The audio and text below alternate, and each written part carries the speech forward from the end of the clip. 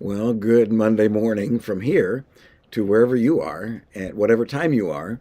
Just a heads up, this coming Sunday morning, about 2 o'clock a.m., our clocks are going to spring forward. And so we're going to lose an hour. So go to bed an hour earlier so you can get up on time and be to Sunday school at 9 o'clock, or a few minutes early would be even better. You can help set up chairs or fold bulletins or whatever needs to be done to get ready for the church family to gather together.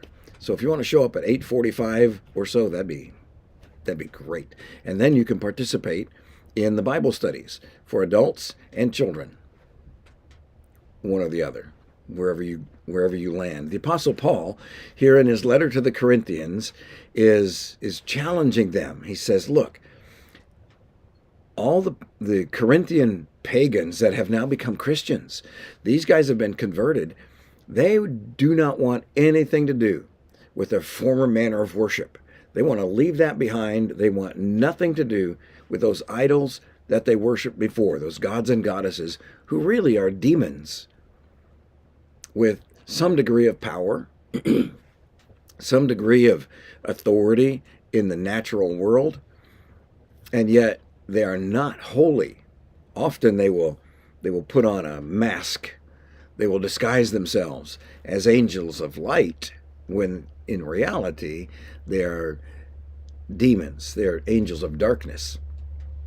So Paul is saying, be careful with your liberty. You're free to eat any kind of food. You're free to do anything, as long as you're motivated by your love for God and your understanding of His Word.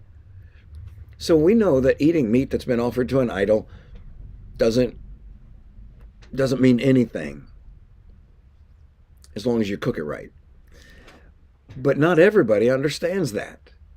Some would consider that as participating in idol worship, even though your heart is pure and your relationship with Christ is right. The way it looks to them is just exactly the way it looked when their family was participating in that pagan worship before they became Christians. And so he says here, look at the nation Israel. Are not those who eat the sacrifice sharers in the altar? What do I mean then? That a thing sacrificed to idols is anything? Or that an idol is anything? No.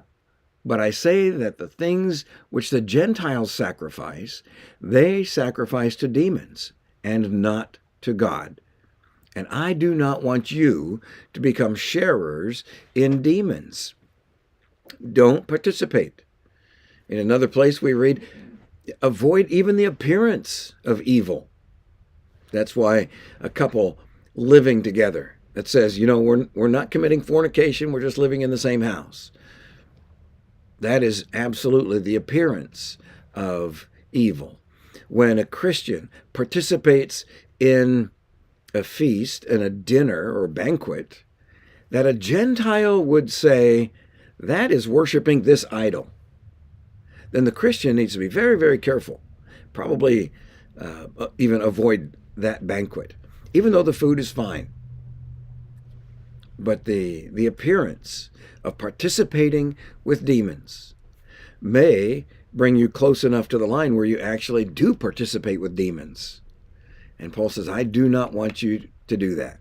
Don't even have the appearance of participating with demons. The idea is that even today, 2,000 years later, there is demonic activity.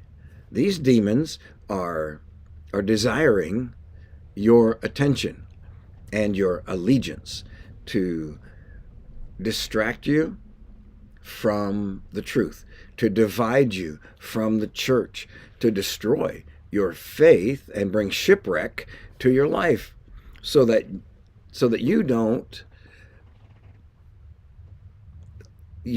have the image of Christ anymore. That is the image that they hate. They hate you because you're made in the image of God. And so be careful. Cling to the Word of God. Read it. Spend time meditating on it, fasting and praying, so that your relationship with Christ is clear and evident to those around you. and that we don't become participators with demons. God bless you.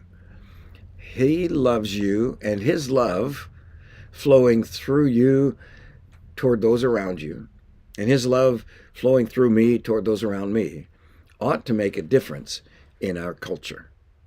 So let's rejoice and be jubilant in the love of God demonstrated through Christ, but let's also be generous with his love. God bless you.